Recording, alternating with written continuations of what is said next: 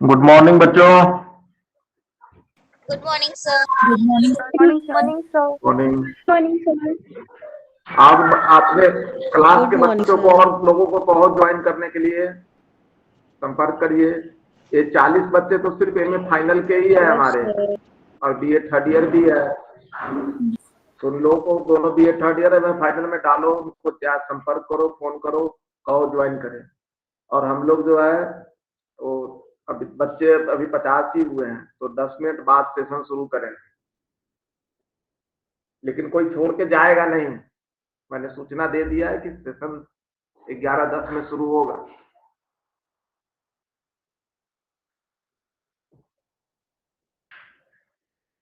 बाकी बच्चों को कहो ज्वाइन करें, 10 मिनट का समय है अभी। मैंने इसलिए सर से रिक्वेस्ट करके समय बढ़वाया, कभी बच्चे ज्वाइन किए हैं।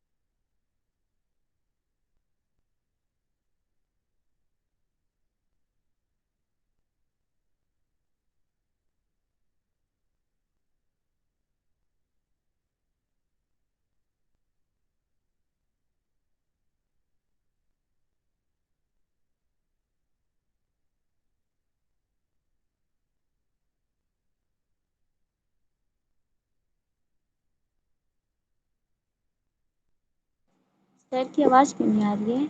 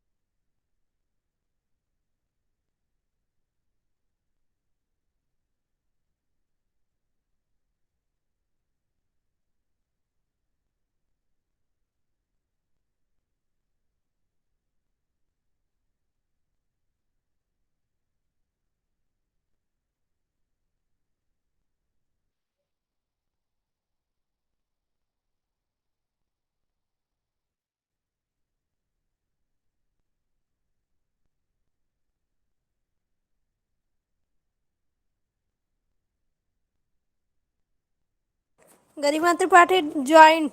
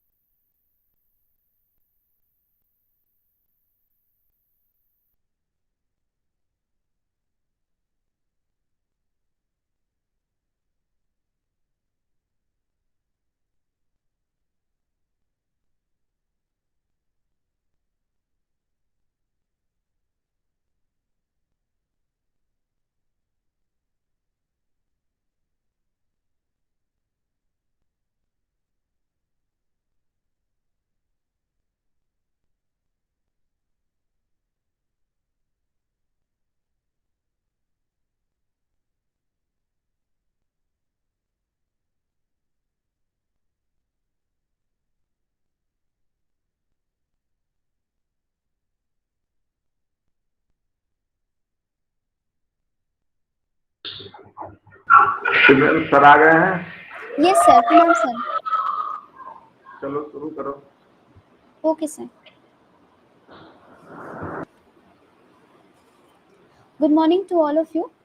I, Simran Seth, take the privilege to welcome everyone in the e-lecture series program organized by Department of Sociology, Vasant Kanya Mahavidyalaya. It's a pleasure and privilege for me to welcome Professor C.D. Adhikari, sir, Department of Sociology, Banaras Hindu University. Sir, area of specialization are sociology of development, movement, political sociology, peasant and society. Sir has attended more than 45 seminars, conferences and symposium. He is also member of All India Sociological Society and International Convention of Asian Scholars. Sir has more than 15 national and international publications. I am greatly honored by your presence, sir.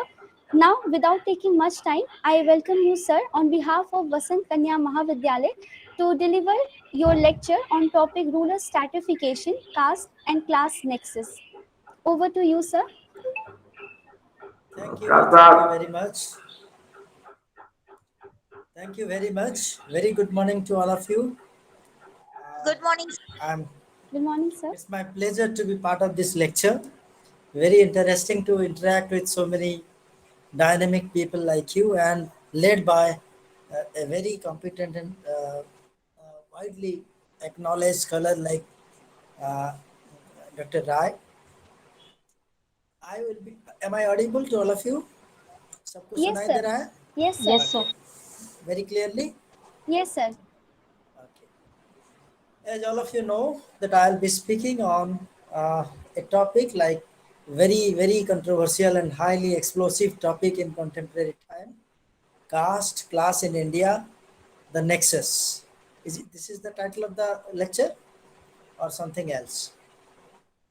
Caste and class in India, the nexus. Yes, sir. क्योंकि जैसे मुझे अखिलेश ने बताया, ज़्यादातर लोग थोड़ा हिंदी में ज़्यादा कंफर्टेबल है. सो मैं कोशिश करूँगा कि ज़्यादा से ज़्यादा हिंदी ही बोलूँ.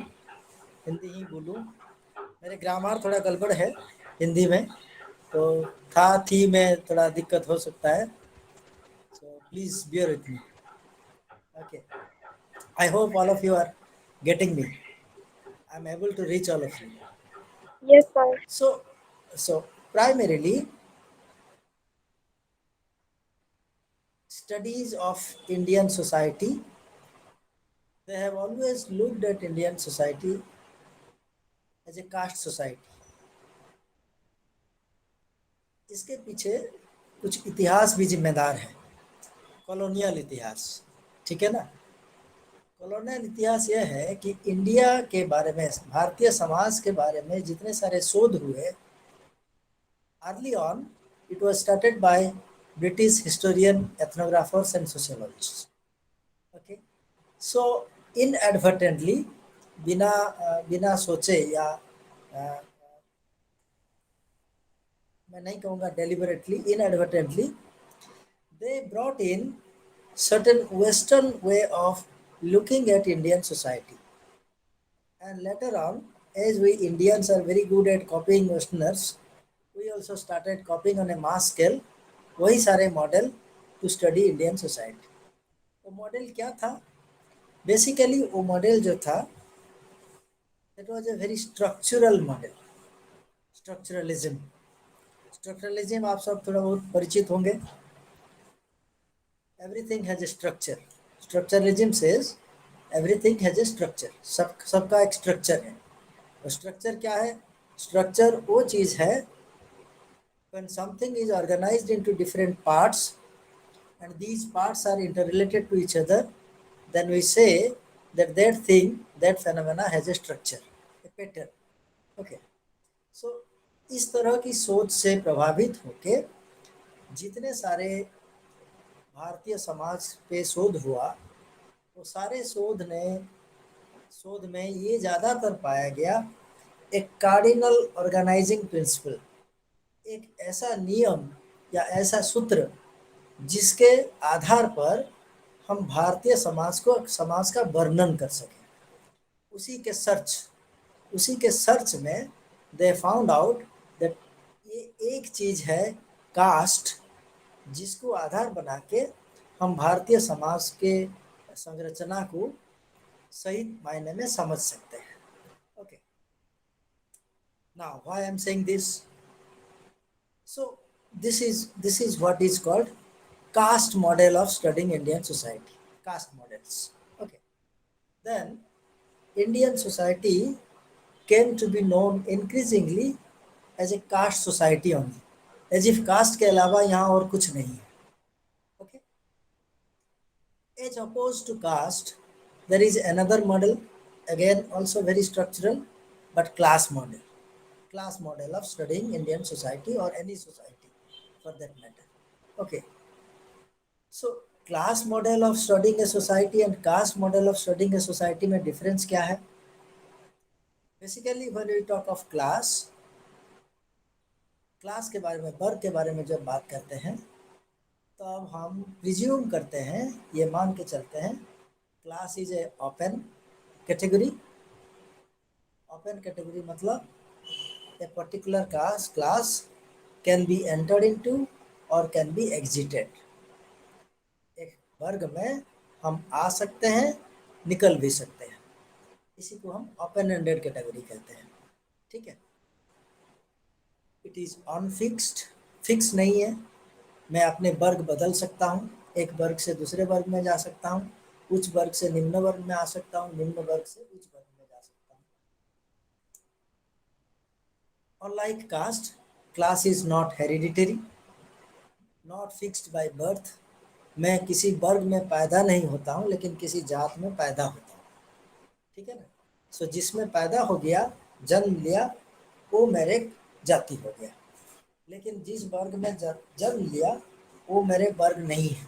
I have every chance, it is very likely that I can change my class. Okay. So these are two opposite styles or models of looking at a particular society. जब हम कास्ट मॉडल से Indian society को देखने लगेंगे तब हम ये presume करके चलेंगे कि इंडियन सोसाइटी इज स्टैटिक, स्थिर है, उसमें बदलाव नहीं है, ठहराव है. इसमें सब कुछ बर्थ के आधार पर, जन्म के आधार पर निर्धारित है. कोई अपना पोजीशन, सोशल पोजीशन, मतलब सोशल स्ट्रक्चर में जो एक पोजीशन है, उस पोजीशन को बदल नहीं सकता. और ये जो है पीढ़ी दर पीढ़ी चला रहता है, पीढ़ी दर पीढ़ी चला रहता है, चलता रहता है ना. मैं अपने बच्चों को अपना जाति का हेरिटेज देके जाऊंगा, फिर वो अपने बच्चों को अपना जाति का हेरिटेज देके जाएंगे. So studies on Indian society has predominantly been from a caste perspective. Caste model of caste it has followed a caste model of studying Indian society. Any study you take up, जो जितने बड़े बड़े नाम, M.M. Srinivas, Louis Dumont, McKim Marriott, S.C. Dube, Dandekar, K.L. Sharma, whoever has studied Indian society and caste, they have studied it from a caste model perspective. Okay. आज के समय में क्या हो रहा है? Why these questions that क्या कास्ट खत्म हो रहा है, क्या वर्ग उभर रहा है, क्या कास्ट वर्ग में तब्दील हो रहा है, या वर्ग कास्ट में तब्दील हो रहा है, या कास्ट और वर्ग किस तरह से इंटरेक्ट कर रहे हैं, किस तरह से इंटरेक्ट कर रहे हैं. ओके. ये सारे चीज़ों को समझने के लिए, ये सारे चीज़ों को हम 2-4 क्वेश्चंस में, 2-4 प्रश्न में डिवाइड कर सकते हैं, है ना. Question number 1, are caste and class are polar opposites of each other. क्या कास्ट और क्लास ये दोनों आपस में विपरीत है, एक दूसरे का विपरीत है. सेकेंड क्वेश्चन विल बी, क्या caste is replaced by class.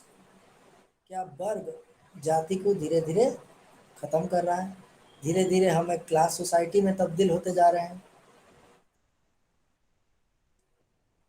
क्या जाति एक रूरल फेनोमेना है, ग्रामीण वास्तविकता है, और क्लास जो है एक शहरी वास्तविकता है।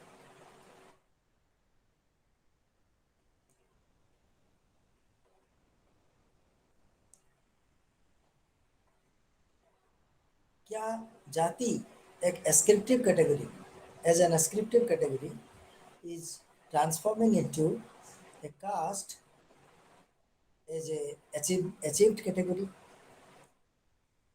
मतलब कि कास्ट जो है एस्क्राइब्ड कैटेगरी से अचीव्ड कैटेगरी की तरफ बढ़ रहा है।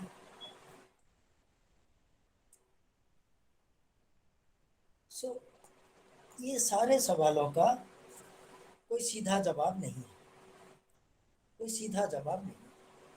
ओके, पहला सवाल, क्या class and caste they are oppose to each other? In many respects, they are opposed to each other. Yes, class is an open category, caste is a closed category, it is an ascriptive category, class is an achieved category, caste is hereditary, class is not hereditary. So many differences, just the opposite of each other. But essentially, they also share many similarities, or you can say not similarities, many convergences. ये दोनों में ऐसे बहुत सारे चीजें हैं जो आपस में क्रिस क्रॉस होते हैं। आप एक दूसरे को क्रिस क्रॉस कर रहे हैं, मिल रहे हैं, या एक दूसरे के दोनों में एक दूसरे में कॉमन है। ओके, क्या कॉमन है?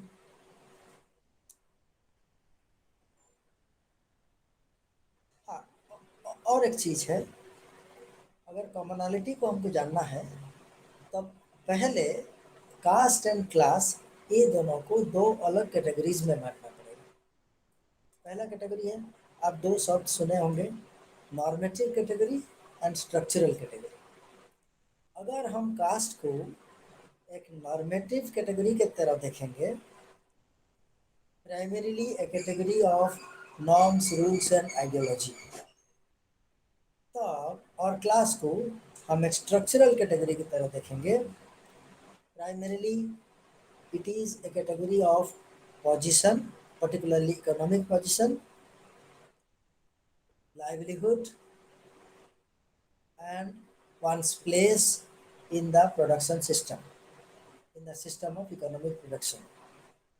उस तरह से देखेंगे, देन दोनों में कोई विपरीता, कोई क्या कहते हैं,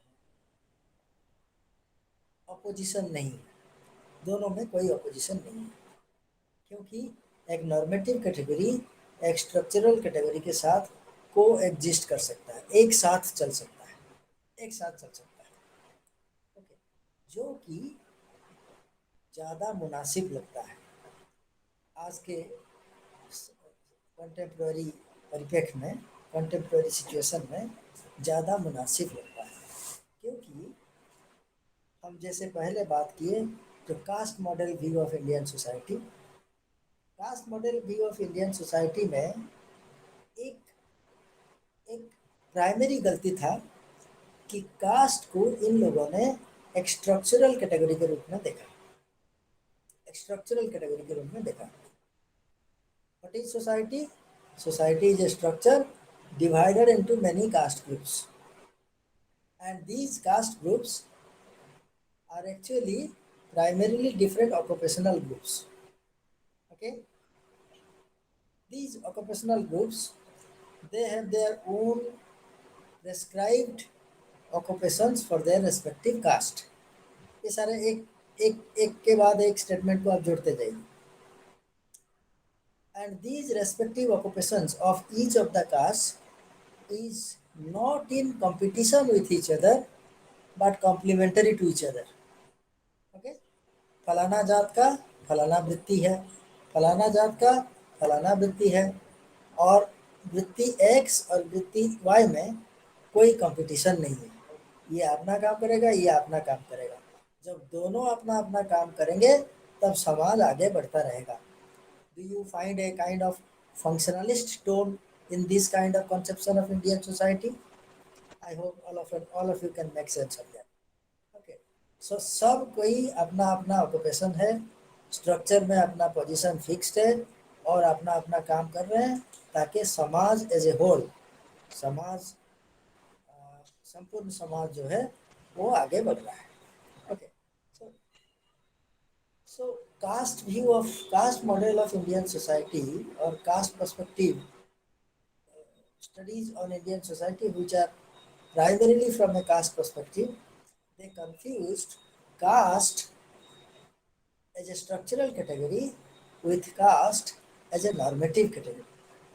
If we separate caste as a normative category and caste as a structural category, then we find that caste and class, the normative category and the structural category, they can go together also.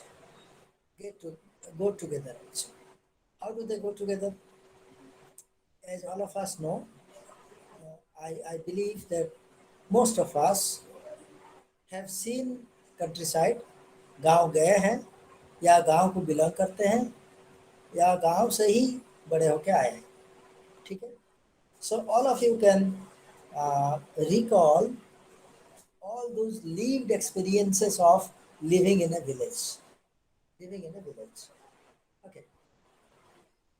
What happens in a village? Not today, since time immemorial. पुरातन समय से क्या हुआ है, एक जात के लोग में there are lot of class differentiation. एक जाति में भी कई गरीब है, कई अमीर है कि नहीं? Then again, सारे जाति में कुछ अमीर होंगे, कुछ गरीब होंगे. ठीक है. Then जाति X के अमीर जाति Y के अमीर के साथ जिस तरह का दैनंदिन व्यवहार करता है, everyday life, the behavior, interaction in everyday life, the quality of interaction in everyday life with rich chamar with rich Brahmin, say for example, that has no match with a rich chamar behaving with a poor chamar. एक rich चमार एक rich ब्राह्मण से जैसे व्यवहार करेगा, अपने जात के ही गरीब चमार से शायद उतना फ्रेंडली व्यवहार ना करें. ओके. मैं खाली व्यवहार की बात कर रहा हूँ. अब आगे भी और ज़्यादा स्पेसिफिक सवाल उस पर उठाएंगे. ये हो गया एवरीडे व्यवहार की बात. शादियों में मान लीजिए शादी, endogamy is one of the main reason for caste to continue to survive even today. अपने जाति में शादी करना, अपने जाति से ही शादी करना है. दूसरे जाति में जो चला गया वो पता नहीं क्या क्या नाम से उसको बुलाया जाता है. अपना जाति से वो गिर गया. अपने जाति के जो हिस्टोरिक ऐतिहासिक गौरवान्वित सामाजिक स्थिति है उसका, उससे वो गिर गया. But what actually happens in actual marriage decision situations? क्या एक अमीर चमार एक गरीब चमार की बेटी या बेटा से शादी कर लेगा? क्या एक अमीर चमार नहीं चाहता है कि उसके बेटी या बेटा का शादी चमार से हो, लेकिन थोड़ा बराबर की चमार से हो? Are these not practical questions that are being asked when making decision on marriages? So that means that search for barabari is actually a search for class attributes. Then I can very safely say that there has always been class within caste. or in other words, just to move forward, there has always been class consciousness among caste people also. Among caste people also.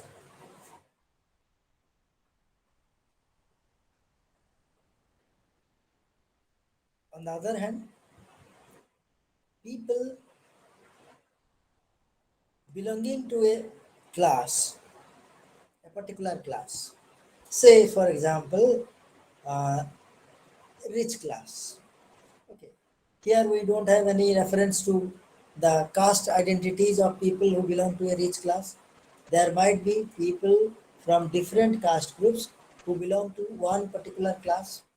Even within the class, which consists of people from many groups, many caste groups, within a same class, there are also considerations, special favors for people who belong to the same class and also belong to the same caste.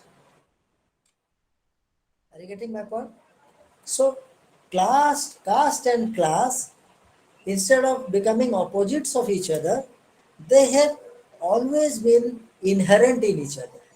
That's a very strong statement. ये विपरीतात्मक होने के बजाय ये हमेशा साथ साथ चले हैं.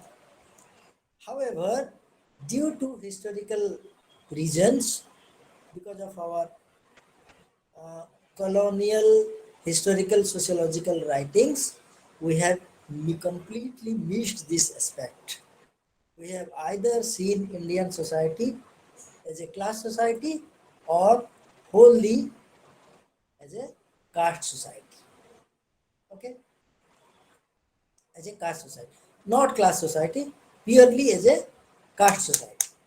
Okay, this is where the confusion lies, because we have been taught, we have been trained that Indian society is a caste society, and caste society means Indian social structure is defined, organized and based on the categories of caste. Nothing else. और कुछ नहीं है, केवल cast ही है, जिसको हम एक organising principal की तरह यूज कर सकते हैं to describe the whole society in general across the country. Okay, this is the fallacy. Now we see historically there have been class consciousness in caste as well as caste consciousness in class. This is what Majumdar refers to as caste in class and class in caste. Okay, class in caste and class in caste. Now,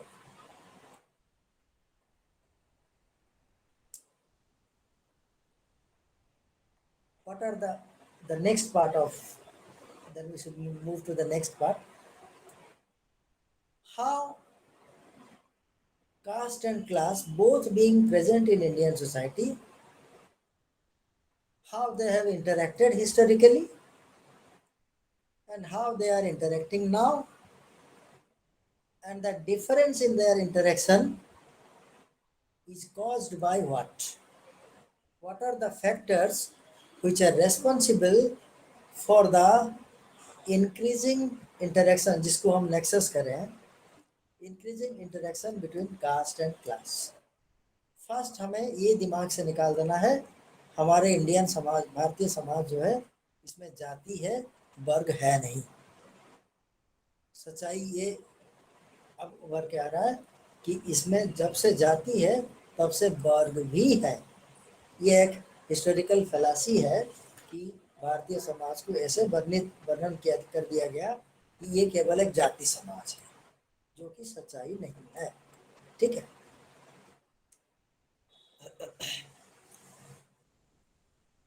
हम पूरे समाज को एक particular community के लोगों को मान लो 4 box में फिक्स कर दें.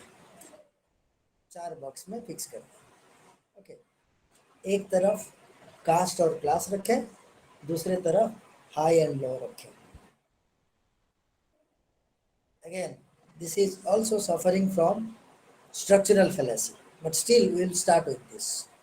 से फॉर एग्जाम्पल एक समाज में there are high caste people and low caste people. यही तो है ना हायरार्की, हाई से लो तक, सबसे हाई, मीडियम, देन लो। और ये हाई मीडियम लो क्या है? प्योरिटी पोल्यूशन के पैरामीटर्स, प्योरिटी एंड पोल्यूशन के parameters. High caste are highly pure, they are in pure jobs, pure in thought, pure in action. Okay. Medium caste people, they are little less pure, little less pure in action, little less pure in thought. Low caste people, they are nowhere in the picture. They are very low in thought, very low in action. When I say thought and action, I mean सोच में भी नीच सोच है, काम भी नीच है और सोच भी नीच है, दोनों में नीच है। ठीक है। So we have a according to a structural caste structural perspective, समाज जो है यही 3 कैटेगरीज में डिवाइडेड है, high caste, medium caste, low caste. Okay. Now also traditionally हम यही पढ़ते आए हैं या यही देखते आए हैं, जो हाई कास्ट है नॉर्मली वो वेल ऑफ है। क्या राजीव दुबे ऊपर बैठते हैं शायद, ऑफिस में पूछ लो कहाँ है, ऑफिस ये बगल में।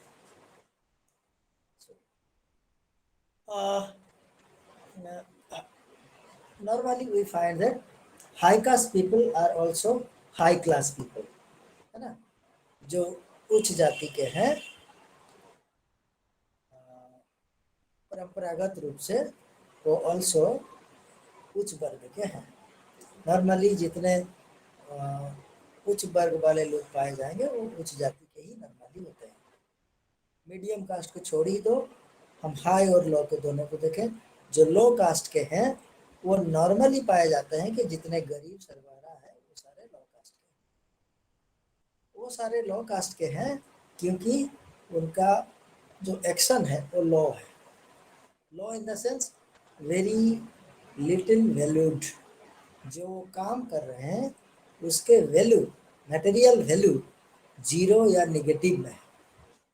उसके लिए उनको ना तो मोरल वैल्यू दिया जाता है, ना तो मटेरियल वैल्यू दिया जाता है, ना पैसा आमदनी कमाई होता है उनको एनफ, ना तो उस काम का समाज की नज़र में कोई वैल्यू है, कोई मूल्य है, मोरल वैल्यू भी नहीं है।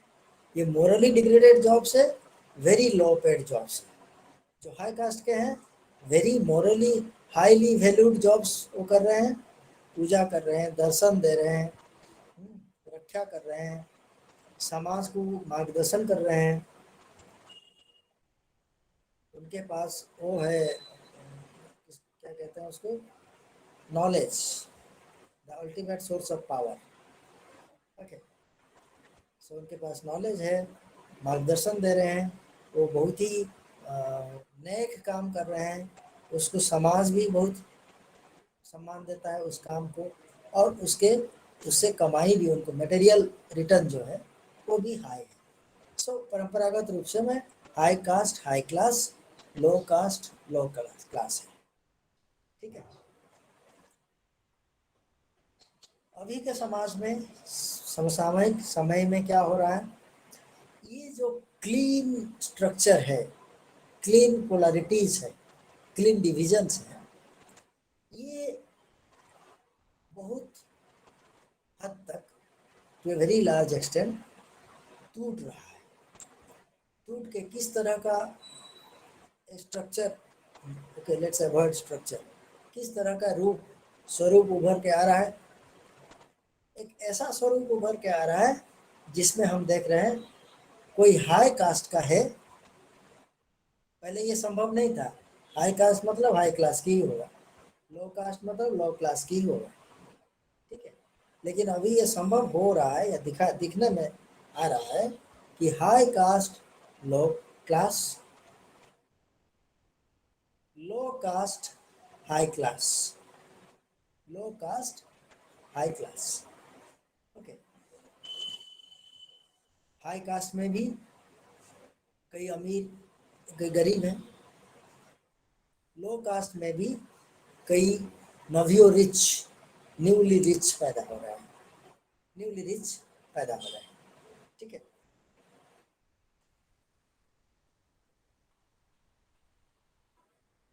मतलब यहाँ पे हम इस बात को नहीं कह रहे हैं कि एक पर्टिकुलर कास्ट के अंदर किस तरह का क्लास डिफरेंशिएशन है, हम एक कास्ट को दूसरे कास्ट ग्रुप से कंपेयर कर रहे हैं, ना कि एक कास्ट ग्रुप के अंदर जितने सब क्लासेस हैं उनके बारे में बात कर रहे हैं। यही फैलासी है, स्ट्रक्चरल फैलासी है।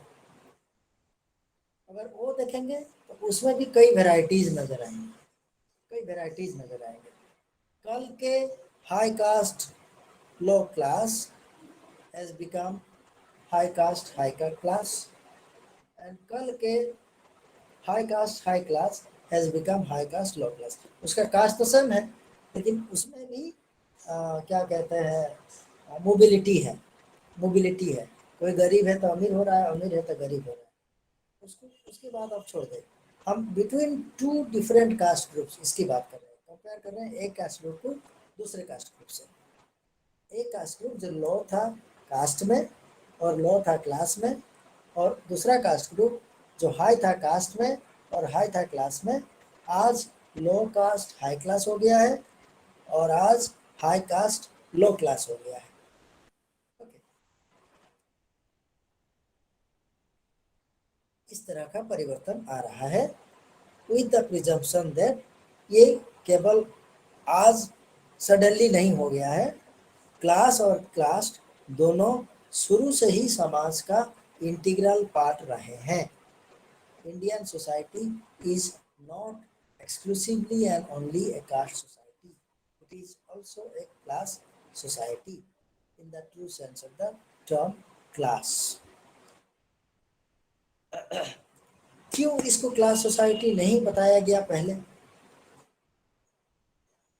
एक तो जो पहले इंडियन स्टडीज थे, स्टडीज ऑन इंडियन सोसाइटीज, उनमें कमी था देखने के नजरिया में, क्योंकि उनको एक स्ट्रक्चर की सर्च था, स्ट्रक्चर की तलाश था।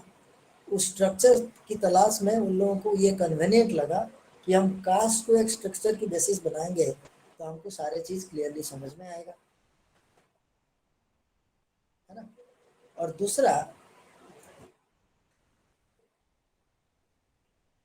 इन लोगों को लगा कि ये जो इंडियन सोसाइटी जो कास्ट सोसाइटी है, is they have defined caste, caste is a non competitive category. Caste में कंपटीशन संभव नहीं है, कंपटीशन संभव नहीं है between the caste, between the caste groups. Okay, क्योंकि जैसे मैंने पहले बताया, caste is a close group, caste is an ascriptive group, caste is a complementary group. Complementary means there is no competition, competition नहीं हो सकता, है ना। एक कास्ट ग्रुप दूसरे कास्ट ग्रुप के साथ कम्पीट नहीं कर सकता। अगर कम्पीट करेगा तो there will be caste panchayat to adjudicate on the matter, to mediate on the matter and resolve the conflict. Okay, और ऐसे रिजॉल्व होगा ताकि सब जो है समन्वय के साथ, इंटीग्रेशन के साथ समाज आगे इंटीग्रेटेड सोसाइटी के रूप में आगे बढ़ते रहे।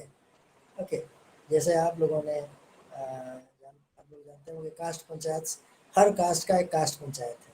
अगर एक गांव के कास्ट एक्स दूसरे गांव के एक्स कास्ट से कंपटीशन में है कहीं, then caste panchayat will come into it and resolve the matter in such a way that they have their independent domains of action, domains of livelihood activities, जो कि आपस में ना टकराए।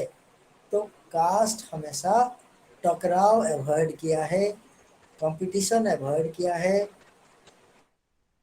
Therefore, there is no attribute of class in Indian society. क्योंकि भारतीय समाज हमेशा समन्वय पे जोर दिया है। उसका हिंदी इंटीग्रेशन समन्वय है ना,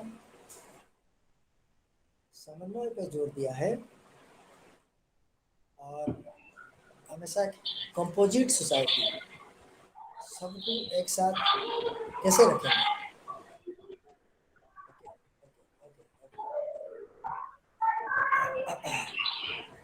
अच्छा ठीक है। समन्वय पे जोर दिया है। भारतीय समाज हमेशा एक समन्वय इंटीग्रेटेड सोसाइटी पे जोर दिया है। And integration is oppose to attributes of elements of class. Therefore भारतीय समाज कभी एक वर्ग आधारित समाज नहीं है। इट इज ए जाति आधारित समाज, क्योंकि यहाँ कॉम्प्लीमेंटरी पे जोर है।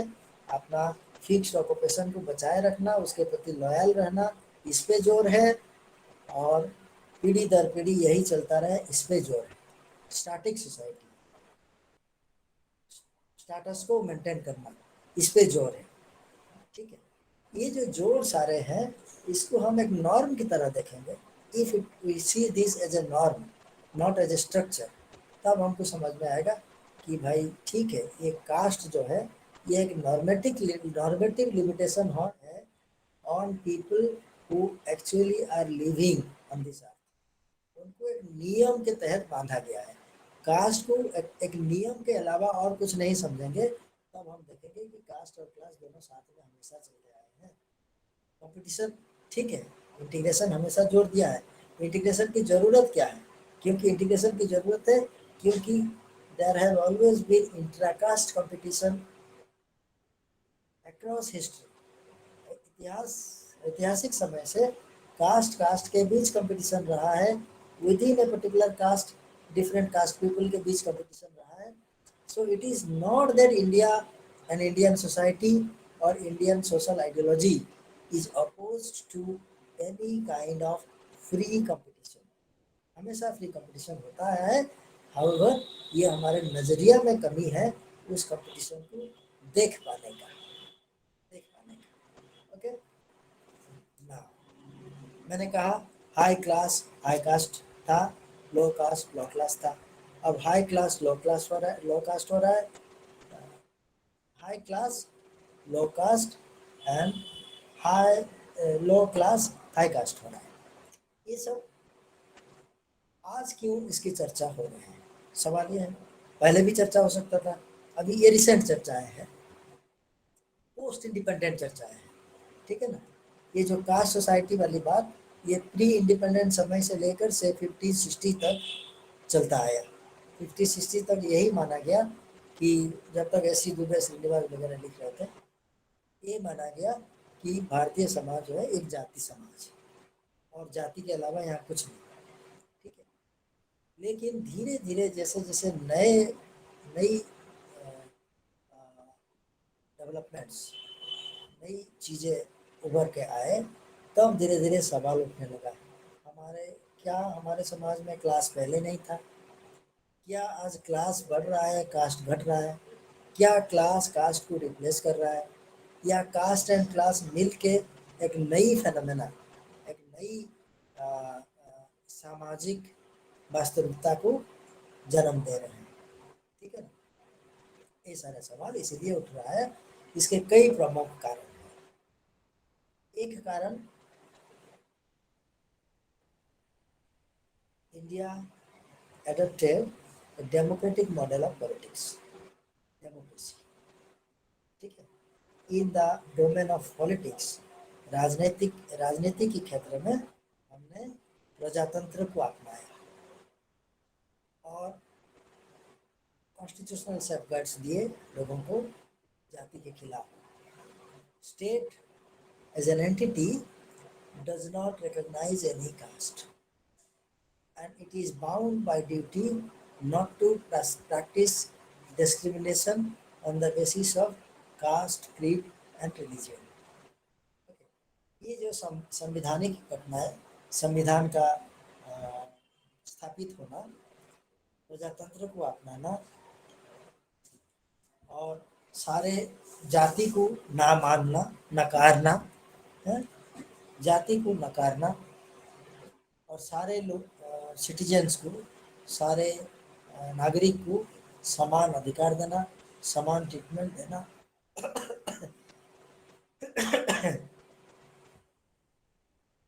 समान ट्रीटमेंट देना।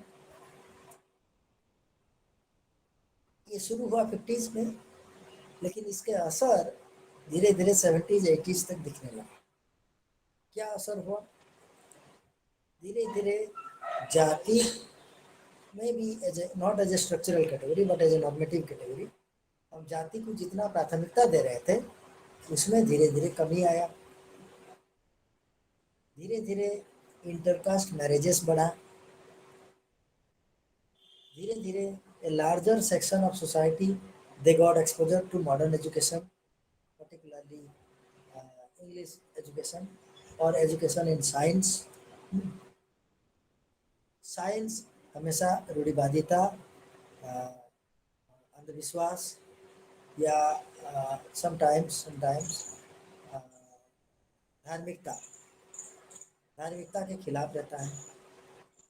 ये कहता है ये सब विश्वास की चीज़ें हैं, साइंस विश्वास पे आधारित नहीं है। साइंस किस पे आधारित है? प्रूफ पे आधारित है, एविडेंस पे आधारित है, वेरिफिकेशन पे आधारित है ना। सो ये धीरे धीरे ये सारे विश्वास के आधारों को, जाति एक विश्वास के आधार है, it's a normative pattern, it's a normative order, it's not a structural order. So ये सारे विश्वास पे आधारित चीज़ों को नकारता गया साइंस, और जैसे जैसे ज़्यादा लोग शिक्षित होते गए वैसे वैसे धीरे धीरे जाति की सोच या जाति की भावना में गिरावट आया, कमी आई। ठीक है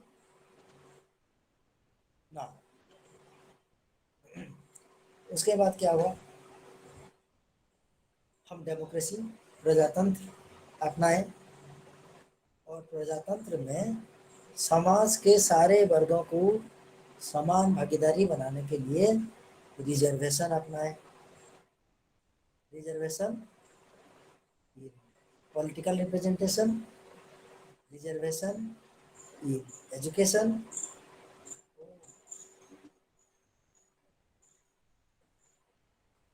Is it not audible to many of you?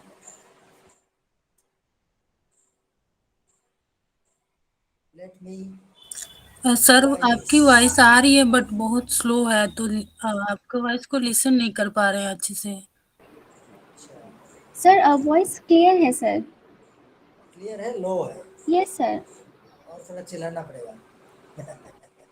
अच्छा ठीक है, let me switch off the video, may be the voice quality may improve. Is it improved by now? Is it better from before? Yes sir.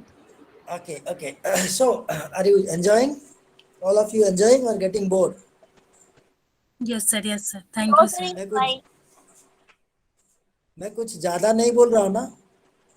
कुछ ज्यादा controversial? No sir, बहुत अच्छा बोल रहे हैं। ओके। सो हम प्रजातंत्र अपनाए। प्रजातंत्र अपनाने के बाद हम रिप्रेजेंटेशन देने लगे, सारे समाज के सारे वर्गों को रिप्रेजेंटेशन के लिए रिजर्वेशन दिए। रिजर्वेशन किस किस में दिए? एजुकेशन में दिए, गवर्नमेंट जॉब्स में दिए, एंड पॉलिटिकल रिप्रेजेंटेशन में दिए। इससे क्या हुआ? एक नए लो कास्ट ग्रुप्स जो है उनके लिए कई सारे ओपनिंग्स खुल गए। एक तो उनके एजुकेशनल अचीवमेंट्स धीरे धीरे इम्प्रूव करने लगे। नौकरियों में ज़्यादा से ज़्यादा रिप्रेजेंटेशन होने लगा। नौकरी इन भारतीय समाज में नौकरी का एक विशेष महत्व है ना। जो नाम की ये नौकरी तो है, नाम बड़ा गिरा हुआ नाम है नौकरी, किसी का नौकर है ना। लेकिन अनफॉर्चुनेटली और fortunately government jobs they carry lot of status tag in Indian society, particularly in village India. Okay, किसी का सरकारी नौकरी हो तो उसके तो बल्ले बल्ले, मतलब ही जैसे कहते हैं ना, कोई दलित अगर कलेक्टर बन जाए तो फिर उसका जाति का टैग जो है वो कम्प्लीटली गायब हो गया। अब वो किसी जाति का नहीं है, उसका जाति है कलेक्टर, ठीक है। उसी तरह हम देखते हैं जैसे हमारे बीएचयू में ही कई सारे क्लास 3 क्लास 4 एम्प्लॉइज जो है,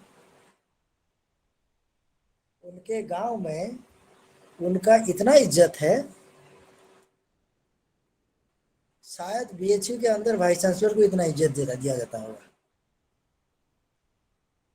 मैं इज्जत सोशल वैल्यूएशन की बात कर रहा हूँ, ठीक है। सो नौकरियों में रिप्रेजेंटेशन के वजह से पिछड़े वर्गों को सोशल वैल्यूएशन जो है उनका बढ़ गया, उनका सोशल वैल्यू बढ़ गया, स्टेटस वैल्यू बढ़ गया, ठीक है। और इकोनॉमिक स्टैंडिंग भी बढ़ा, assured income, how small it might be, assured income, far better off than many others who do not have similar jobs in a village context, I'm saying, okay. So ये सारे के वजह से suddenly एक ऐसा वर्ग, या लेट्स नॉट से वर्ग, ऐसा जाति ग्रुप पैदा हुआ जो कि हायरार्की के नीचे वाले ग्रुप जाति ग्रुप में तो है ही, लेकिन इनके जो स्टेटस पोजीशन है या क्लास पोजीशन है वो अपने जाति वालों से काफी ऊपर है, ओके। ये एक बदलाव आया। दूसरा बदलाव आया कि जो हाई कास्ट हाई क्लास का थे, जैसे जैसे लो कास्ट लोगों को ज़्यादा स्पेस मिलता गया, ज़्यादा ओपनिंग्स मिलता गया, वैसे वैसे हाई कास्ट हाई क्लास लोगों का अपॉर्चुनिटीज उतना श्रिंक होता गया, कम होता गया। सो धीरे धीरे उसमें भी एक ऐसा वर्ग पैदा हुआ जिनके नाम के कास्ट के वैल्यूएशन तो बहुत हाई है, उसमें भी गिरावट आया, क्योंकि कास्ट के सोच में गिरावट आया। धीरे धीरे लोग कास्ट को धीरे धीरे प्राथमिकता देना बंद किए, तो उनके हाई स्टेटस में भी गिरावट आने लगा, क्योंकि उनको फिर उनके कास्ट जाति वाली सोच से ही उनको प्राथमिकता ज़्यादा मिलता था।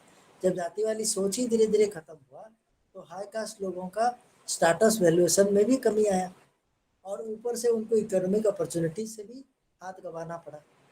तो उससे क्या पैदा हुआ, high caste low class group एक पैदा हुआ। एक तरफ low caste high class group पैदा हो रहे हैं, दूसरी तरफ high caste low class group पैदा हो रहे हैं, okay. This is one. So these are positive developments. लेकिन खाली यही हो रहा है कहना एक तरफा होगा, एक और भी कई तरह की चीजें हो रहे हैं, कई तरह की नए डेवलपमेंट हो रहे हैं, क्योंकि ये विषय पढ़ाने की विषय नहीं है, ये एक्चुअली शोध की विषय है। जितना ज़्यादा शोध होगा इसमें, हर शोध में नए विकास, नए डेवलपमेंट्स उभर के आएंगे। Excuse me, sir. नई चीजें क्या हो रहा है? Excuse me, sir. मैंने कहा कास्ट के सोच, जाति वाली सोच में गिरावट आ रहा है। किसके वजह से? मॉडर्न एजुकेशन के वजह से और इम्प्रूवमेंट इन इकोनॉमिक पोजीशन के वजह से, है ना। जैसे कोई थोड़ा मतलब किसी का आर्थिक स्थिति सुधरने लगता है, थोड़ा ऊपर उठने लगता है, वो धीरे धीरे अपना जाति वाली जो क्या कहेंगे लिमिटेशंस हैं, वो लिमिटेशंस धीरे धीरे वो इग्नोर करता जाता है। जाति वाली कट्टरपंथी सोच जो है, फंडामेंटलिस्ट या रूढ़िवादी सोच है, उसमें भी हम देखते हैं धीरे धीरे कमी आता है। ये तो अच्छी बात है। लेकिन क्या है, पॉलिटिकल रिप्रेजेंटेशन के तहत लोगों को सडनली दिखने लगा कि एक समय था जहाँ जिस समय लोग सोचते थे कि अब जाति धीरे धीरे मतलब कोई मतलब की बात नहीं है, जाति से कोई मतलब नहीं है।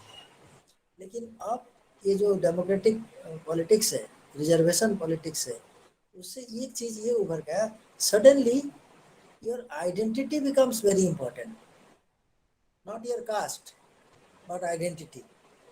I make a distinction between caste and identity. मैं एक्स जात का हूँ तब तक मैं एक्स जात का हूँ जब एक्स जाति का रूल्स एंड रेगुलेशंस फॉलो कर रहा हूँ, है ना। एक्स जाति का जितने जितना बाधाएं हैं, जितना लिमिटेशंस है, उसी लिमिटेशन के अंदर जब मैं हूँ तब मैं एक्स जात का हूँ। लेकिन मैं एक्स जात का होते हुए भी जब सारे लिमिटेशन को डेविएट करने लगूँ, सारे लिमिटेशन के ऊपर आने लगूँ, तब हम एक्स जाति का नहीं है, लेकिन मेरा कास्ट टाइटल एक्स है ना। मैं केवल नाम के मात्र एक्स जाति का हूँ। तब क्या होता है, मेरा टाइटल जो एक्स है, that becomes an identity. It becomes, when I say identity, then identity is an instrument.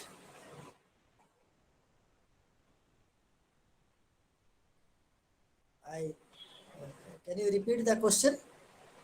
Somebody was writing a question. So, caste has become a basis of new identities. And when I say identity, identity is political, identity is instrumental, identity is competitive. Caste is not political, caste is normative. It is related to social life. It is a norm, normative order. It is not political. It is neither instrumental. One's caste position is not used to gain something. Therefore, it is not instrumental. And caste is non-competitive. As I said, caste groups are complementary to each other. However, identity is political, identity is instrumental, identity is competitive. Therefore, these are caste identities but not caste groups. Caste people, जाति के लोग नहीं हैं, लेकिन जाति इस जाति के नाम के लोग हैं। एक ग्रुप जिसके आइडेंटिटी, पहचान जो है इसी नाम से है। So caste becomes a symbolic identity group. And suddenly people have come to realize that only इस आइडेंटिटी को छोड़ना नहीं है, because there are lot of political benefits out of that identity. जब लोगों को इसका benefits, the spoils of caste politics दिखने लगा, तब क्या हुआ, there is a reassertion of caste identity, not caste but caste identity I say. Okay, what I mean by that, caste के सोच में कमी आया है, लेकिन लोग अब धीरे धीरे ज्यादा फोर्सफुली अपने आइडेंटिटी को सामने ला रहे हैं, सिंबॉलिक आइडेंटिटी को सामने ला रहे हैं, क्योंकि उनको लगता है उस आइडेंटिटी के बदौलत उनको पॉलिटिकल बेनिफिट्स है, इकोनॉमिक बेनिफिट्स है, स्पेस की बेनिफिट है, कॉम्पिटिटिवनेस में वो कॉम्पिटिटिव एडवांटेज है उस कास्ट आइडेंटिटी के वजह से. So identity has become very instrumental in promoting their interest. Therefore, there is an increase in caste mobilization on the basis of caste identity. Therefore, we find mushrooming of many caste organizations. It's unfortunate but true that UP, you take examples of UP. Election is round the corner and all political parties are liaising and collaborating with caste Mahasabhas of all kinds. Yadav Mahasabha, Dalit Mahasabha, Brahman Mahasabha, Sari Mahasabhas. All kinds of Mahasabhas are, they have been now thrown to political prominence suddenly.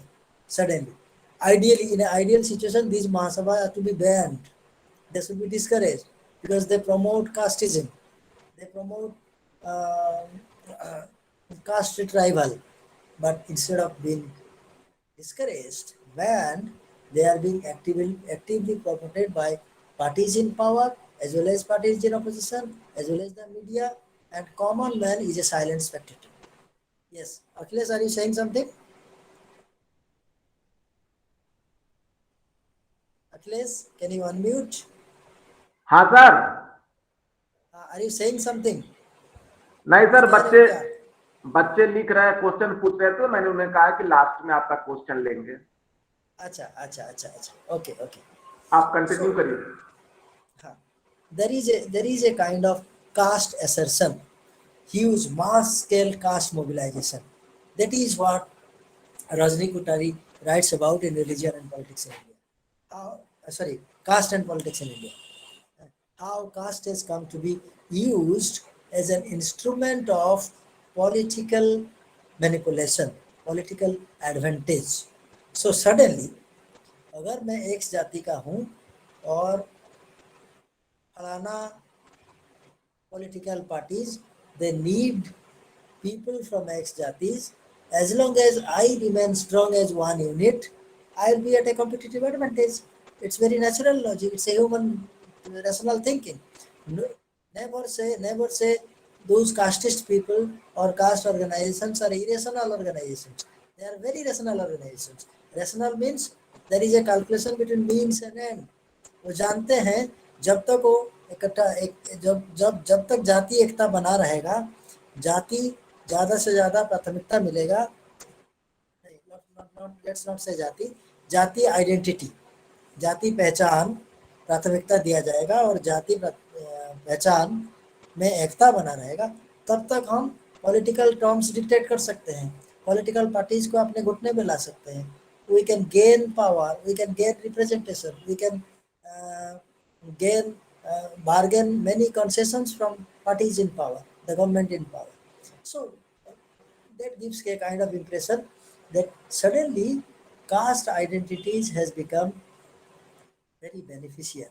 That is also contributing to a kind of retrieval of the caste system. At one point, caste was gradually on a diminishing path. धीरे धीरे declining path पे, declining trend पे था. धीरे धीरे सोच में गिरावट आ रहा था, जाति वाली कॉन्शियसनेस धीरे धीरे गिर रहा था और लोग धीरे धीरे सो कॉल्ड सिक्युलर मॉडर्न हो रहे थे. अब धीरे धीरे क्या होता है, जब पूरे मॉडर्न हो गए, मॉडर्न होने के बाद भी लोग पोस्ट मॉडर्न की तरफ बढ़ रहे हैं, इन the sense that again they are bringing back those primordial primitive identity categories to gain something very modern. So one primitive identity is being reused and as an instrument to gain something which is very modern, that is power and politics. Okay, should I stop here?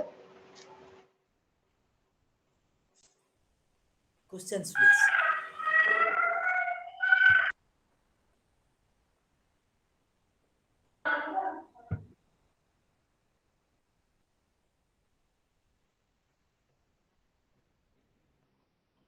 I'm not able to listen, so if you can write, that will be also better.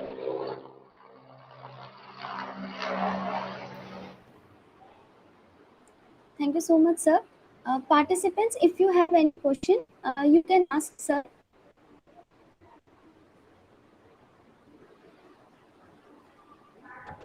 Shivani पूछो, क्या पूछ रही थी तुम?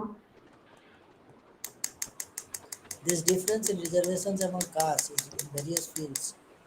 आधा पढ़ पाया और कुछ देर रखो क्वेश्चन को. शिवानी पूछो, अपना अनम्यूट करो और पूछो.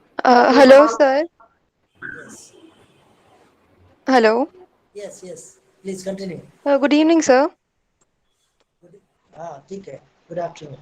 Sir, I wanted to ask you, don't you think this difference in reservations among caste in various fields is creating a rage against lower caste people by higher ones? Rage means, what do you mean by that?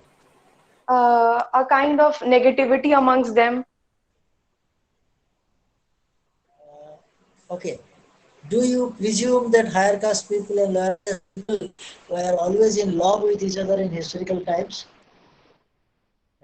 I don't think so. Okay. There have never been love. That where there is inequality, there can be no Yes. love, no mutuality. Okay. All right.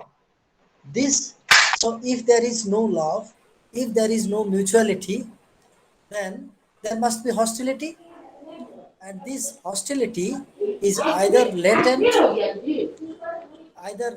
or manifest. दो तरह के हो सकते हैं. या तो Yes, sir.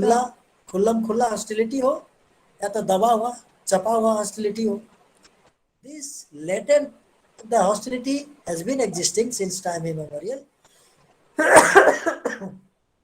because of inequality, but at the same time, this hostility was mostly latent, छुपा हुआ. ठीक है?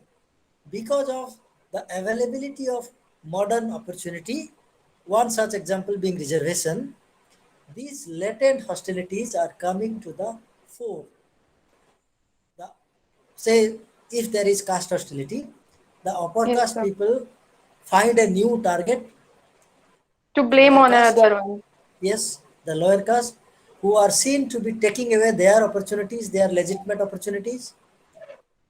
And the lower caste people now have the voice because of these available new opportunities to raise their voice. They have now an outlet, an opportunity to raise their voice.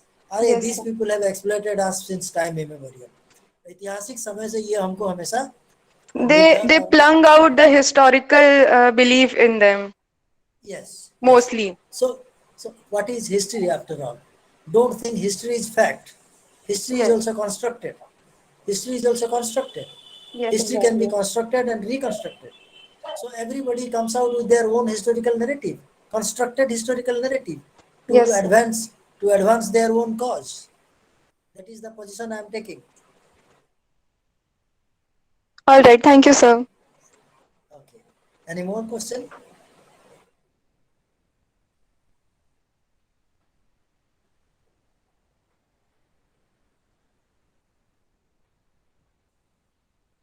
निशा, शिवानी, प्रतिमा, आप लोग सवाल पूछो. Sir. कोई भी doubt है सवाल पूछिए. हाँ, हिंदी में भी पूछ सकता है, कोई दिक्कत नहीं. हिंदी में पूछो. Good afternoon sir. Good afternoon, बताइए. Sir, there was a question. I had a question, sorry, sir.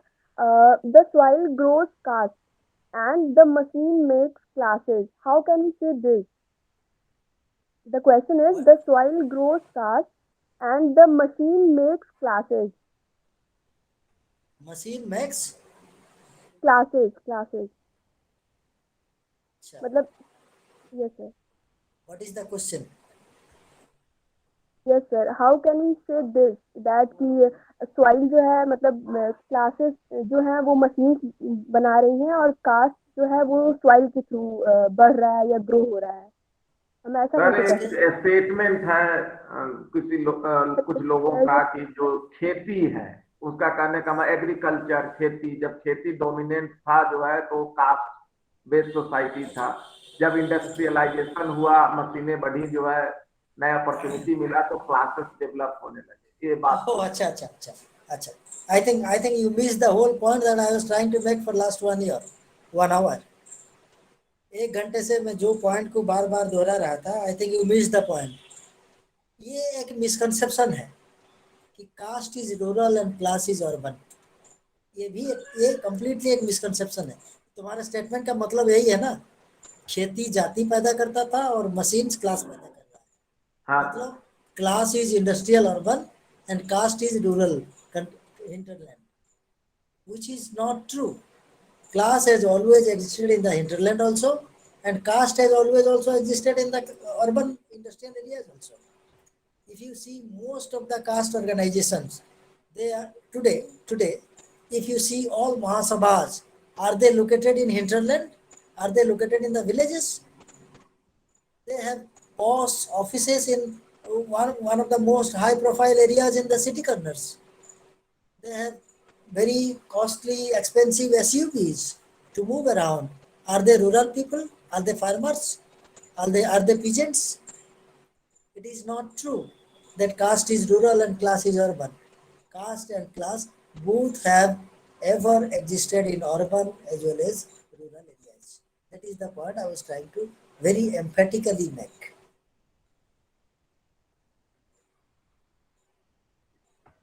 और कोई सवाल? Excuse me, sir. Good afternoon, sir. हाँ. Yes, बोलो yes. निशा. Good afternoon, sir. Hello. बताइए. हाँ, बताइए. सर समाज को समझने के लिए कास्ट सिस्टम को समझना क्यों जरूरी है?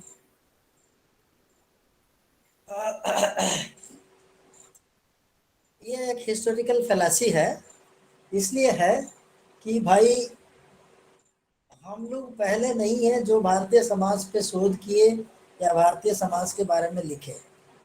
अंग्रेजों ने लिखा, फ्रांसीसियों ने लिखा, ब्रिटिश एंथ्रोपोलॉजिस्ट और एथनोलॉजिस्ट ने लिखा। फिर जब भारतीयों ने लिखना शुरू किया तो उन्हीं में से वो जो लिखे थे उसी का आधार पर ये आगे बढ़ते रहे। जो आधार वो लोग देके गए वो ज़्यादातर स्ट्रक्चरलिस्ट था, संरचनात्मक था, और संरचना के तलाश में वेस्टर्न स्कॉलर्स ने ये पाया कि भारत में केवल जाति है, और जाति एक ऐसा विषय है या ऐसा आधार है जिसको हम अच्छी तरह से पकड़ लें तो पूरा भारतीय समाज की संरचना को समझा जा सकता है। हम भी गलत तरीके से उसी को अपनाते हुए आज तक ये समझते रहे कि भारतीय समाज एक जाति समाज है, भारतीय समाज को समझना है तो जाति को समझना होगा, जो कि अब की बार ऑफ लेट गलत साबित हो रहा है। It is not only, it is a structural fallacy, क्योंकि स्ट्रक्चरलिज्म एक ही अप्रोच नहीं है जिससे हम खाली भारतीय समाज को समझ पाएंगे, या भारतीय समाज को समझने के लिए खाली स्ट्रक्चरलिज्म एक ही माध्यम नहीं है। There can be materialism, there can be historical Marxism, there can be intellectualism, there can be functionalism. Functionalism and structuralism they are more or less two sides of the same coin. तो दोनों एक coin की बराबर दोनों तरफ है, तो दोनों एक ही है एक तरह का। सो मार्क्सिज्म है, इंटेलेक्चुअलिज्म है, एनार्किज्म है, कई सारे इज्म्स हैं, कई सारे अप्रोचेस हैं जिससे हम भारतीय समाज को समझ सकते हैं। इसीलिए ये समझ लेना स्ट्रक्चरलिज्म और caste model is the only way to understand Indian society is a fallacious presumption, fallacious proposition. ये एक गलत तरीका है। Okay sir, thank you sir. Excuse me, sir. Yes. Just a general question. If you would have to reorganize our society again, if it was in your hand, and you know that caste system is still prevailing, what would be your view or work on it? As in your opinion. Is it a KBC question?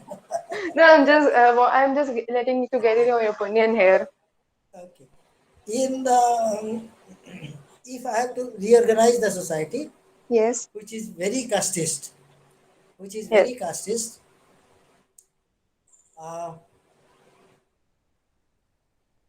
I'll do anything and everything which will not allow any sort of caste attribute or identity Yes. to play a role in public life.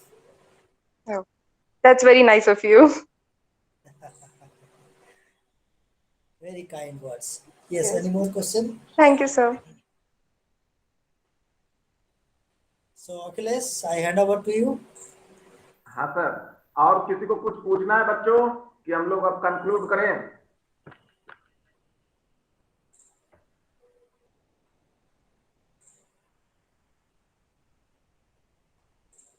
Sir एक question आया है आपके chat box में। हाँ। Can you repeat the question? पूर्वी आप पूछ सकते हो अनम्यूट करके। पूछने में दिक्कत हो रहा है, रिपीट लिखने में भी रिपीट करो तो क्या clearly understand that.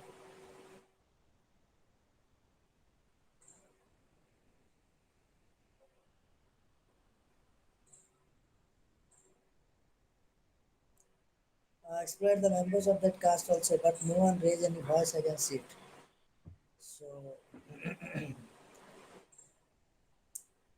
So yes, true. If the why I am saying that caste model is not the model to understand Indian society is this: had there been no class elements, then if caste is a so neatly, cleanly organized building block to understand society, तो एक ही cast के अंदर Why there is internal exploitation of the rich by the poor? That means even within each single caste categories, there are also class differentiation, and whenever there is class differentiation, there is inequality, and inequality also comes packaged with soft and hard exploitation of the unequals. So inequality means exploitation, inequality means differentiation. There is class differentiation. This is an evidence of how different caste groups are interrelated. Therefore, there is inequality. Because there is inequality, so the unequals exploit the less equals.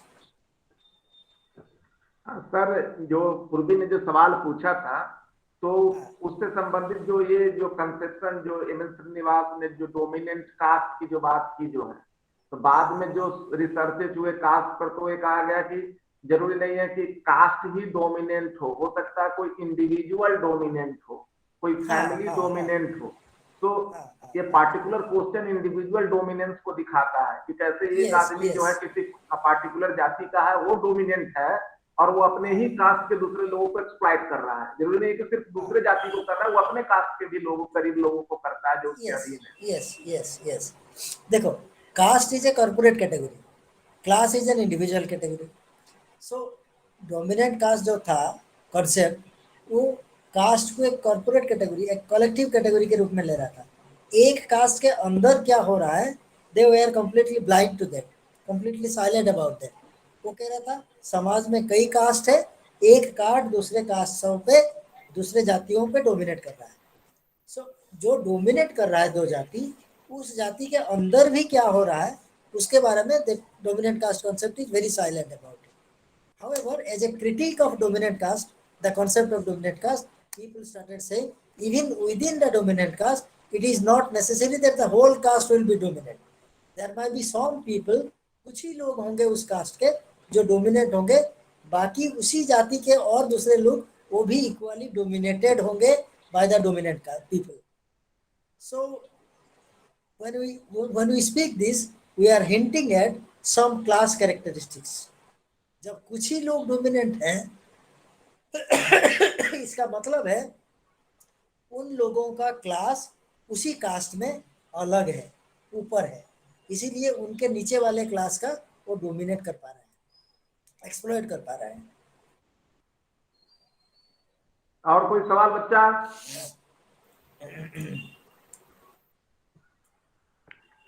चलो तो हम लोग अब conclude करते हैं। हमेशा की तरह सर का लेक्चर सुनना सिर्फ विद्यार्थियों के लिए नहीं, हम भी सबके विद्यार्थी ही हैं, और बहुत ही आकर्षक होता है कि कैसे कोई जो समाजशास्त्रीय जो अवधारणाएं हैं, जो देखने में सुनने में कठिन लगता है कि इसको कैसे समझा जाए, उसको बहुत ही सरल तरीके से विद्यार्थियों तक पहुंचाने का काम हमेशा से सर करते रहे हैं। कास्ट क्लास नेक्सस, सर ने पहले कहा कि शोध का विषय है, क्योंकि इसमें इतने डायमेंशंस हैं, नए जो इमरजेंसेस होते रहते हैं इसमें, और इस तरह के जो डिफरेंट जो फोर्सेस है जो एक दूसरे पर प्रभाव डालते रहते हैं, और इस कारण से नई आकृतियां बनती रहती है, नए सोच, नए डेवलपमेंट सीखते रहते हैं। इसको बहुत ही बखूबी आपने बताया सर जो है, और खासतौर पर जो स्ट्रक्चरल फैलेसी की बात की जो है कि किस तरह से ये जो एक होता है ना कि जो सोच ही लोगों को बदल दे, कि एक ऐसा आइडिया आप पर थोप दे, बस उसी को लेकर लोग आगे बढ़ते रहे। Caste caste caste caste is everything. If we have to understand society, then we have to understand caste. तो ये आपने बहुत सही तरीके से बताया कि किस तरह से जो कॉलोनियल जो थिंकिंग थी उसको हम लोग भी धोते आ रहे हैं, लेकिन जो नए तरह के अप्रोचेज है, नए तरह के जो रिसर्चेज हुए हैं, इसमें ये बात काफी उभर कर आता है कि कास्ट और क्लास दोनों साथ साथ सर्वाइव कर रहे हैं और कैसे एक दूसरे के साथ लगातार इंटरेक्शन कर रहे हैं। तो ये बहुत सारे जो भ्रांतियां हैं वो दूर हुई है। बच्चे भी हमारे बहुत ही लाभान्वित हुए होंगे आज इस विषय पर, वो आगे सोच सकते हैं, आगे रिसर्च कर सकते हैं। जब एक क्लियर कट कोई कंसेप्शन प्राप्त होता है उनको, तो वो आगे उनको सोचने की क्षमता विकसित होती है। कि कैसे हम अपने समाज को देखें, कैसे जो हमारे चारों तरफ जो घटनाएं घटित हो रही है उनको कैसे हम उसको नए अप्रोच में देख सकते हैं। एक पुराने तरीके से हम देखते आ रहे थे, अब उनको एक दृष्टि मिली कि नए तरीके से भी इसको देखा जा सकता है। तो आपने अपने बहुत ही व्यस्तम समय में से हम लोगों के लिए बहुमूल्य समय निकाला सर, इसके लिए पूरा महाविद्यालय परिवार की तरफ से आपको बहुत बहुत धन्यवाद सर। और ये हमारा सौभाग्य है कि हमेशा ही जब मैं आपसे कोई रिक्वेस्ट करता हूं तो आप अपना ये जरूर हमको आशीर्वाद के रूप में अपना समय देते रहे। इसी क्रम में जो है महाविद्यालय की हमारी प्राचार्य प्रोफेसर रचना श्रीवास्तव है, जो काफी प्रेरणा देती रहती है हम लोगों को कि इस तरह के जो इंटेलेक्चुअल्स है हमारे सोसाइटी में, जो दूसरे यूनिवर्सिटीज में, डिपार्टमेंट्स में, उनको हम अपने बीच लाएं और अपने बच्चों को उससे लाभान्वित करें जो है। तो इसी कड़ी में हम लोग ये काम कर रहे हैं, एक लेक्चर सीरीज ऑर्गेनाइज कर रहे हैं। साथ ही साथ हमारे विद्यार्थी, अब आपके बिना तो हमारा कोई एक्टिविटी होता ही नहीं है, क्योंकि बिना विद्यार्थी का टीचर का कोई महत्व नहीं।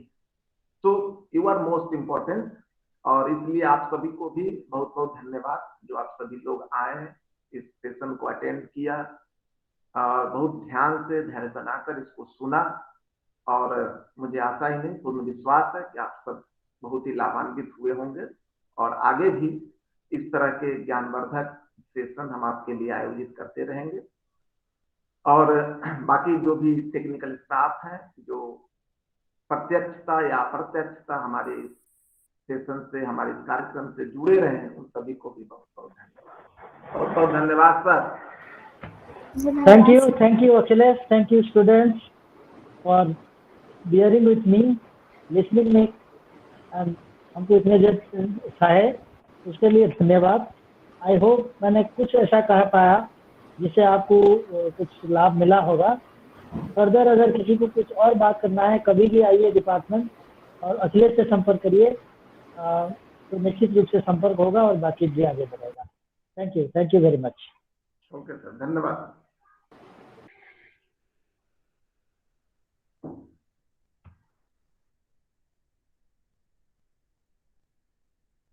Thank you so much.